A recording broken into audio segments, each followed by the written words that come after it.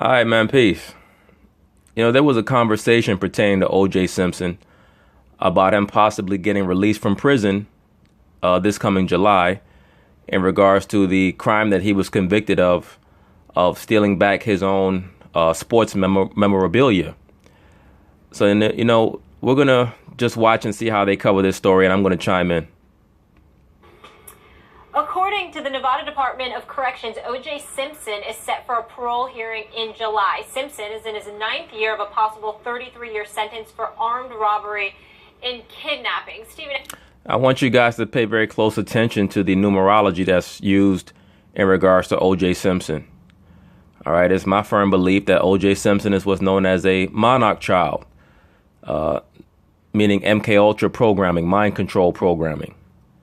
All right. Certain people might consider that a so-called conspiracy theory. People who consider MK Ultra a conspiracy theory are people who are just ignorant and unlearned. O.J. Simpson, the complete case of O.J. Simpson, through and through, up and down, conveys MK Ultra or mind control themes. I'm a firm believer that the O.J. case was nothing but what's called a CIA psychological operation to promote so-called racial disharmony. All right, that's all it was for. O.J. Simpson has been an asset from his birth, but we're going to cover that as they go on. Stephen A., what's your reaction to the latest? Well, I certainly don't think he deserves to be put out on parole in July. I'm one of those people who believes he's guilty of the murders. He deserves to be rotting under the damn jail as far as I'm concerned. He deserves what he got, even though this has nothing to do with the double murder he got off on. So if it has nothing to do with the double murder, then that means that everything that you're saying is null and void. All right, Stephen A. Smith is one of these guys. Stephen A. Simp, I call him. He's one of these idiots who gets on TV and he likes to make inflammatory statements about certain so-called black celebrities, quote unquote, or certain so-called black people who are notable in mainstream media, who might be called, what's the term that I'm looking for? I don't want to say controversial, but infamous, right? Not just famous, but infamous. He likes to prey on these so-called blacks and use them as fodder to fire at so that he can show so-called white people that he's not, that all of his rhetoric is not purely racially based or racially biased. And O.J. Simpson is one of the main guys that he has tried to use consistently over the years, particularly in regards to the O.J. Simpson court case. This guy has so much hubris, Stephen A. Simp I'm talking about. He's actually gone on television and claimed that he would have beaten Johnny Cochran in the court case. This is how simple-minded this guy is. All right. And this is the same guy who gets upset whenever sports fans think that they can debate him. But he'll get on TV and claim that he can have beaten Johnny Cochran in the O.J. Simpson case. The only thing that he shows when he says things like that is that he has not read anything about the O.J. Simpson case, and he knows nothing about the law. In 1994, this is for burglary and theft and all of that stuff. I don't know how you can get convicted of stealing your own stuff, which I find absolutely hilarious in certain respects. But what I'm annoyed by more than anything, Max, is the fact that you get away with what you got away with, and you don't have the decency to just go away, to fade into oblivion. You snub your nose at the Goldman family and this poor, for Ronald Goldman's poor father, who my heart still goes out to. Yeah, most, for lack of a better term, most house Negroes are worried about simplicity like the Goldmans. All right, let's understand something. Ronald Goldman was a coke dealer, allegedly. He was dealing coke out of that restaurant. He was also dating Nicole Brown Simpson, or Nicole Brown, whatever her official title was at that time. He was on his way to her house to deliver cocaine, allegedly. That's what was in the envelope that was on the ground next to his body when they found him, right? They never admitted that into court. All right. He was a coke dealer. All right. Do not feel sorry for him, because if a black man was found murdered and he had 3 vials of crack on him, everybody would say he was a crack dealer. He deserved it. So I don't want to hear anything about Ronald Goldman. Ronald Goldman was driving around Brentwood in the car that O.J. Simpson bought for Nicole Brown. They've tried to cast Nicole Brown as this great victim. She was running around with her friend. I can't remember what this chick's name was. She was running around having sex with everybody who came on to her, including most of O.J. Simpson's friends. She was doing coke. She was hanging out with coke dealers, allegedly. All right. And this is what happens to people who hang out in those environments. But a lot of this story, like I said, is contrived. All right. The quote unquote rabbit hole is rather deep on this issue in regards to O.J. Simpson, who, like I said, is a pawn. He was put out there to promote an agenda and societal engineering and provocation. All right. But O.J. Simpson has been an asset since his birth. To this very day, you snub your nose at the system. You snubbed your nose at folks every chance you got, literally laughing in people's face while you gallivanted all over the place, acting like, you didn't give a damn. You didn't act innocent. You acted like somebody who got off and did not care. I don't understand, how does somebody act like they're not innocent when they get off? All you can do is live your life. But you have to understand, OJ did what he was programmed to do. All right, which is play the pawn. All right, I'm just going to go into it now. O.J. Simpson is the product of a man named Jimmy Lee Simpson, who was a former military veteran and a closeted homosexual. And his mother, Eunice Simpson, was someone who worked at a mental hospital. I believe it was called Mendocino State Mental Hospitals. I was out there in San Francisco. You brothers can look it up. I can't remember how it's pronounced. I believe it's Mendocino. Something along those lines, but y'all can look it up and find it.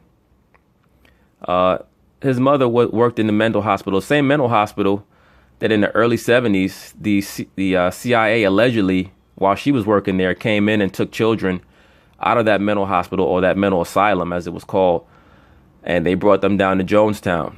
All right, as we know, Jonestown was the CIA location for the psychological operation under MK Ultra handler Jim Jones, who ended up having over 900 people kill themselves or were murdered.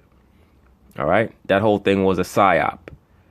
I'm a firm believer that Jimmy Lee Simpson and Eunice Simpson, they had OJ put under mind control, or they had MK Ultra techniques used on him. As soon as O.J. Simpson was born, 4 years later, the father left. All right, he went off to become a drag queen in San Francisco. Right? I believe that the father may have been some type of asset in the military. You'll often find that MK Ultra or Monarch children, they have parents that are either associated with the military, the government, or mental hospitals, because that's where most of the experiments are staged. All right. O.J. Simpson goes on and he really becomes the first so-called black athlete to go from being a famous athlete to go straight into the sports media and into Hollywood. All right. Now, ironically enough, his house in Brentwood was right next door to Carl Colby. For those of you who don't know who Carl Colby was, he was the son of the former CIA chief, William Colby. William Colby was originally in the OSS, which was the forerunner to the CIA. OSS was run by a man named Wild Bill Donovan. I'll probably talk about him on a different video. But Wild Bill Donovan is known as the father of the CIA. All right. Now, William Colby was called before Congress in the mid-70s on charges that the CIA was running amok due to mind control experimentation, using LSD, torture, and other techniques to find out how to create truth serums and to put people under brainwashing. All right. These things are very real.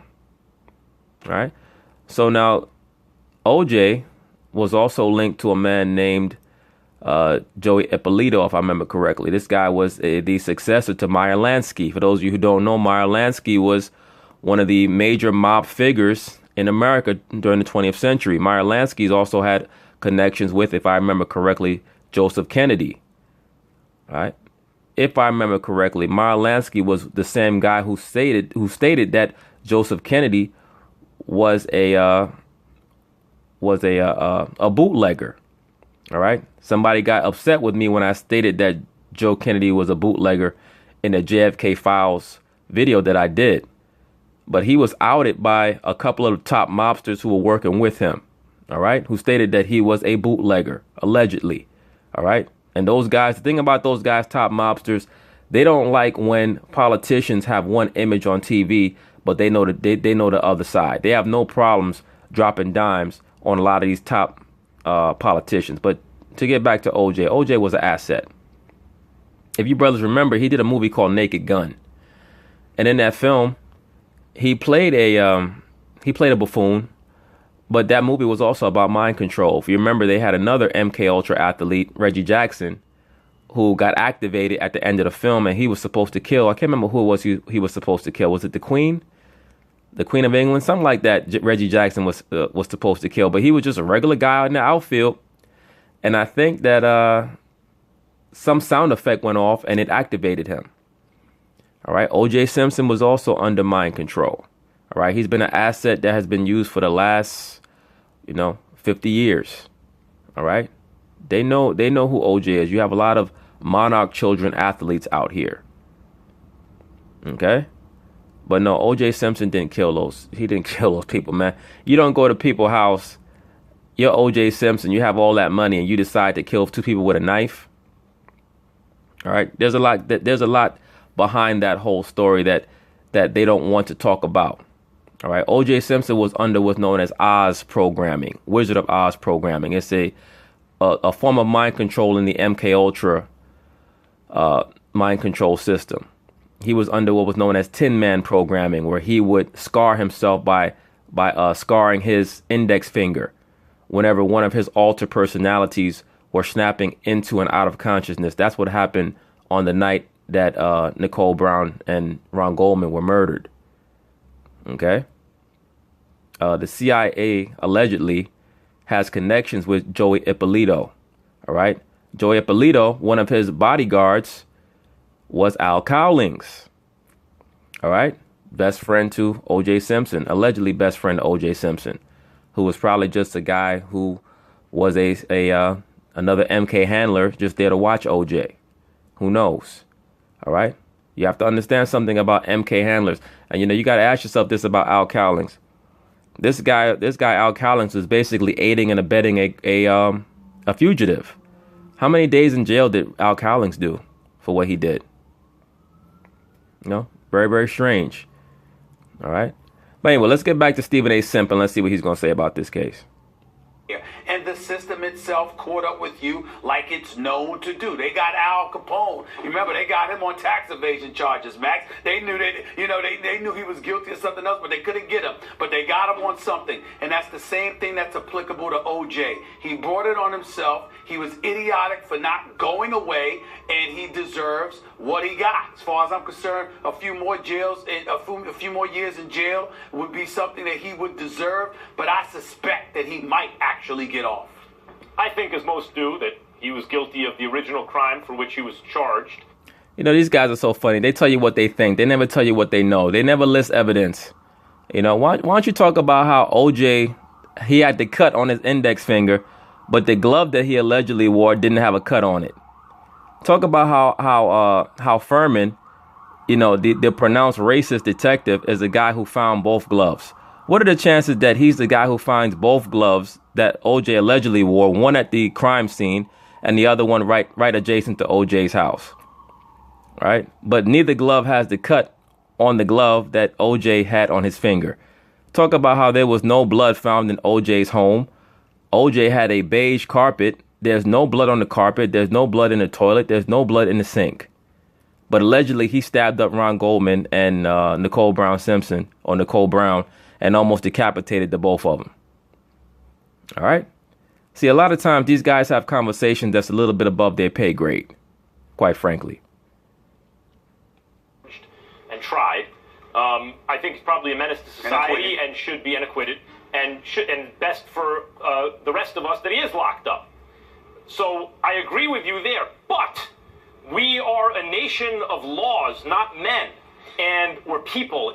We're a nation of laws. And for him to not be paroled is a miscarriage of justice. It's the imposition of what we want over the outcome that the law gave us, that due process gave us. He was acquitted. And then he was, as O.J. made in America, made very clear, he was railroaded, essentially, and given a much, much, much stiffer sentence than than anyone would normally get in those circumstances. Yeah, he wasn't just railroaded in that second case. He was almost railroaded in the first case. I mean, what type of case? I mean, you got to ask yourself, if O.J. Simpson's real last name, or if O.J. Simpson was Jewish, and his last name was O.J. Goldberg, and they found that the lead investigating detective was a neo-Nazi, do you think that they would have allowed that case to go to trial? Don't you think that they would have declared all the evidence found by that lead detective inadmissible? And yet they have a guy like Mark Fuhrman, who is a pronounced racist, and we're supposed to take the evidence that he allegedly finds seriously? You have a guy like Van Adder who carries around OJ's blood for 3 days, and you have blood droplets that appear on the OJ Simpson grounds, or pardon me, on the Nicole Brown home, adjacent to her home. They have blood droplets all around her home that were not originally there. But we're supposed to take this case seriously as a case that has not been tampered, or that does not have tampered evidence. You know, isn't it interesting that they make such a big deal about OJ's, the Bruno Magli shoes, the size 12s, and supposedly, you know, allegedly, Marcus Allen was in the home earlier that day, and he also had a pair of Bruno Magli shoes size 12. Isn't that interesting? I know, allegedly. Hey, well, let's see what this idiot's going to say. And to keep him in jail for that, when that is very clear, is a miscarriage of justice. I understand where it's like, well, two wrongs, but what do we say about that? Doesn't make a right. I think, look, this is the way it goes, you know? He was acquitted. We may not like the outcome. I don't think that's a good enough excuse to trump up some charges and railroad him and keep him locked up forever, because many wished that he was found guilty originally. Well, no, actually, when the verdict of innocence was first proclaimed, most so-called blacks were happy. But, you know, in the 22 years since the verdict, so-called blacks have been dominated by the liberal mindset, and they've been more concerned with coming together with liberal so-called whites like you, right? That's why I always stay on top of these so-called liberal blacks. All right. They're deceptive. They're deceitful. And most of them ain't shit, to be quite honest with you. All right. Like I said, this was a CIA operation, allegedly.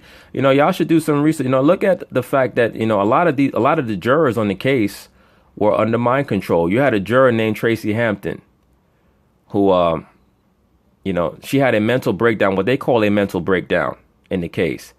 They said that the woman was staring at a blank TV for hours on end and tried to kill herself by eating broken glass. You could look that up. Named Tracy Hampton. All right. They were putting the jurors under mind control through their TV sets. All right. Allegedly. Let's continue on. But let me say this. I agree with you, Max. I definitely think that he was railroaded. And if you look at it from strictly the law perspective, I definitely think he was railroaded and he should be out. My point is that when you snub your nose at the system after getting off, and you dared them to come at you, and you literally provoked them to find something, don't whine and moan once they pull it off. That's what happened here. He got convicted 13 years to the day that he was famously acquitted of the double murder charges. Yes, this is why I said pay attention to the numerology. 13 years to the day that he was acquitted of the double murder charges. Why is that? Because they wanted to keep his name in the news. 13 is a very important number in the so-called witchcraft circles that actually govern the higher levels of this society. All right. O.J. Simpson, he was a distraction. He was a pawn. He was somebody for them to throw out into the mainstream media. They're about to throw him back out there again to be fodder for the mainstream media. And he's just a leaf blowing in the wind. That's why he couldn't leave America after he was exonerated. He couldn't leave if he wanted to. He was under mind control. He's being watched. All right. He's an asset. That's all he is. All right. charges. I mean, that is not just irony. That is not just a coincidence. It probably was on purpose. But he did that to himself. And it's almost similar to the whole Roger Clemens thing on a far more innocuous situation. My thing is... Now, why would this dumbass bring up Roger Clemens, who was a PED user, and compare him to a guy who he says should be locked up for a double murder? You see how desperate these idiots are to try to make themselves sound valid by presenting these false equivalencies? These guys are such morons, man. Thing is, Roger Clemens, unlike Barry Bonds and others, had the freedom to go on with his life and just chill. Instead, he sat up there and poked his fingers at folks and dared them to subpoena him and dared them to call him up on Capitol Hill. And look, don't get it twisted. I'm not trying to stick up for O.J. Simpson, all right? O.J. Simpson, like I said, he was a pawn. He was down with the program, in more ways than one. He was down with the program. He was helping Joey Ippolito, allegedly helping him run drugs all throughout California, along with his boy Al Cowlings, who, like I said, I believe is a handler for O.J. All right, one of many handlers that he has. That's what they do with MK Ultra athletes. They have certain guys that act as handlers, make sure that they stay in line. All right, like when you watch the movie Get Out, when when a certain so-called black person was starting to snap in or try to take back control of their body, what would the mother do? She'd take them back in the back and tune them back up.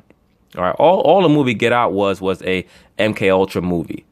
A lot of you guys get caught up in the racial aspect of it, and there is a lot of there is a heavy racial dynamic to what's going on here in America. But that was an MK Ultra movie, for those of you guys that don't know or don't understand.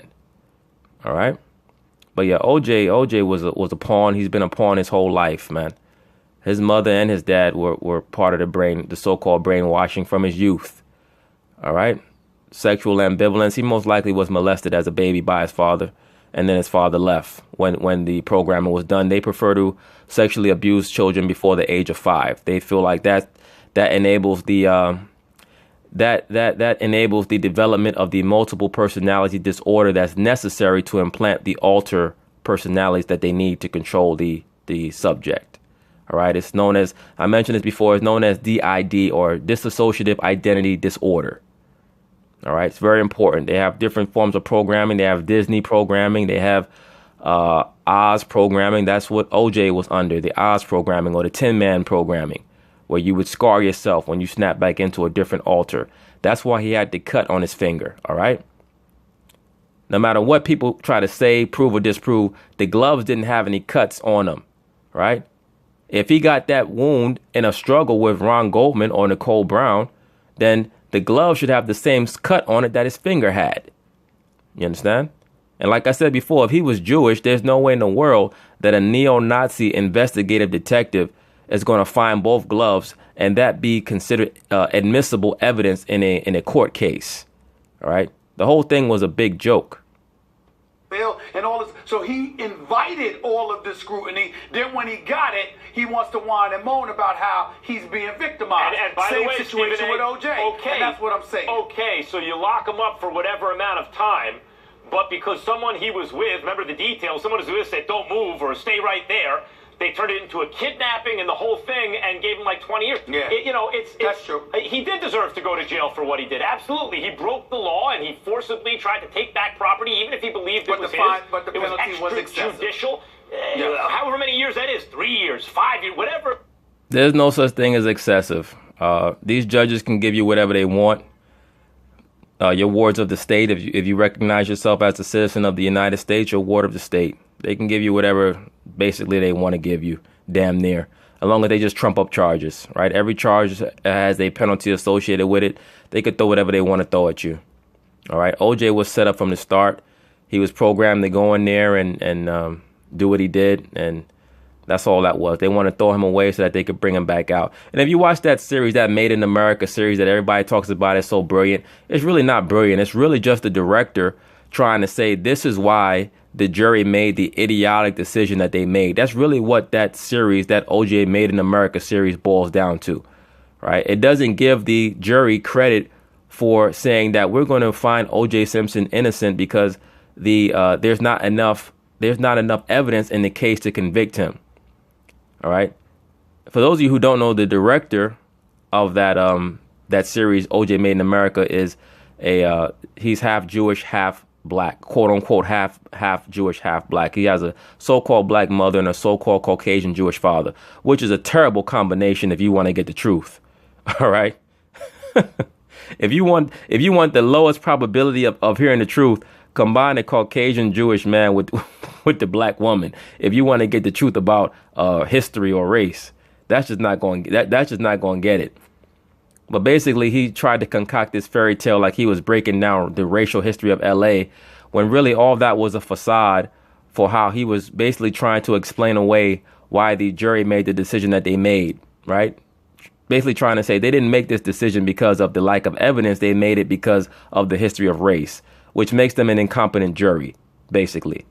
All right. And if they were incompetent, it was because they were under mind control, which many of them were. Like I said, look up that sister Tracy Hampton who tried to kill herself. All right. Whatever it is, but the rest of his life, essentially, for that? No. For the first crime, yes, but he was acquitted of the first crime. I also, and let me just be the first to say, you know, you're a black man. Most people in America believe that you murdered 2 white folks and you got off, and you still think you can get away with snubbing your nose at the system? You ain't a fool. You a new fool. This guy is so funny, man. This dude, he's a guy who thinks that he really knows what's going on, or he thinks that he's that he's so-called quote unquote pro-black. But this is why I always get on the so-called pro-blacks. Pro-blacks are really just niggas that wish that the white man would give them a hug. I say that so many times because that's the only thing that gets conveyed to me when I hear their nonsensical rants. They're never informed. They're never learned in any of their statements. All they do is just regurgitate fear-based rhetoric and fear rants. Oh man, you should be so happy the good white man let you off, and you still gonna do that to thems? Nigga, please. And when I talk about bringing stuff on yourself and deserving it, it's heinous and awful and bad enough that you murdered anybody, okay? But then to get off of it, knowing that you are in America, that you are a black man, and you got away with double murder. Look, this is how a lot of these so-called pro-black, or these older so-called pro-black men are. You're a black man in America, but out the other end of their mouth, they'll talk about how America is the greatest country. If America is the greatest country, why do you always have to associate a so-called black man who's exonerated being lucky? What are you really trying to say? Are you trying to say that the judicial system is not fair? If that's what you're saying, then what makes this so-called black man so lucky to be here?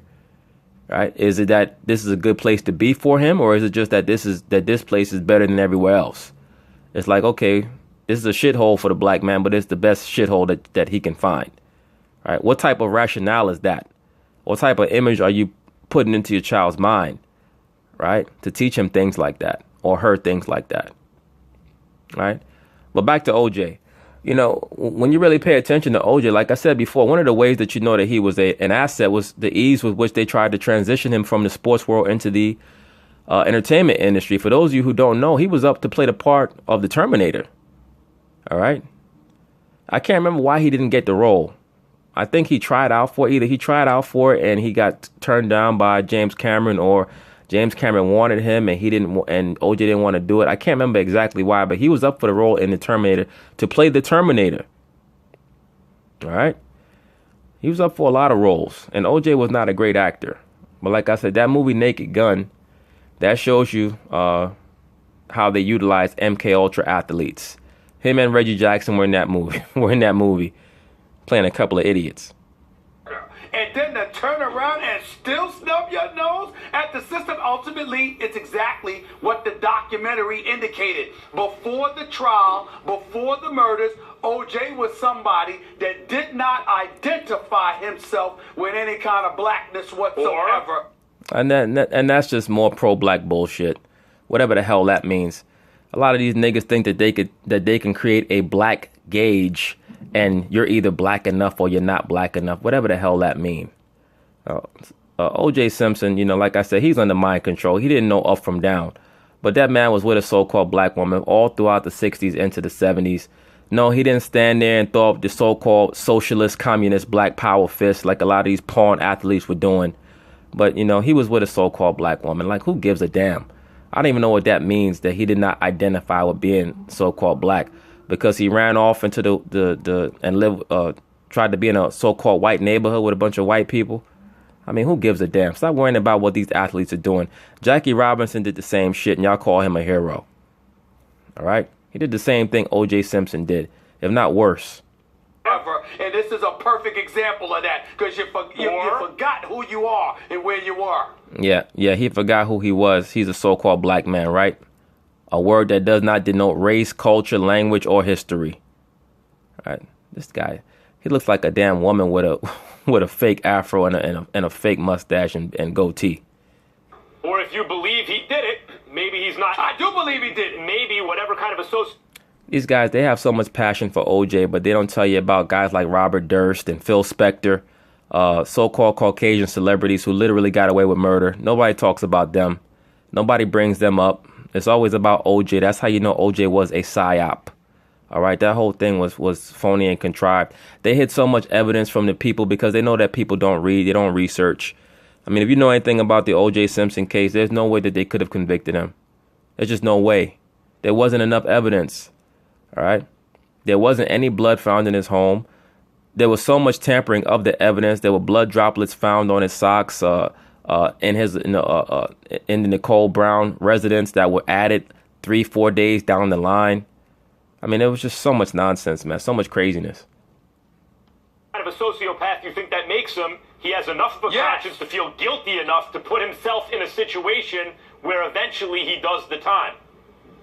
Really? You say that he's a sociopath, so he felt guilty, and that's why he put himself in that situation? Whether or not you feel you want to categorize it as kind of a pathology, and that he's a sociopath. Maybe, in fact, he does have some kind of a conscience, and he feels guilty enough that he did that. I mean, why would anyone do that? You ascribe... Because he's under mind control, Max. But I appreciate you at least asking in-depth questions, unlike this emotional simp over here, Stephen A. Simp. All right. The man was under mind control. He's an asset. That's all he was. All right. His job, he got the trigger. He probably got some phone call telling them, you know, it's time to do what you need to do. And the man got up and did something stupid so that he can get locked up. All right. That's what assets do. They do what they're told, man. You guys have no idea. You guys have no idea how things operate at the higher levels of entertainment. Guys like OJ, a lot of the top athletes, particularly from the mid-60s onward, a lot of them are monarch children. A lot of them.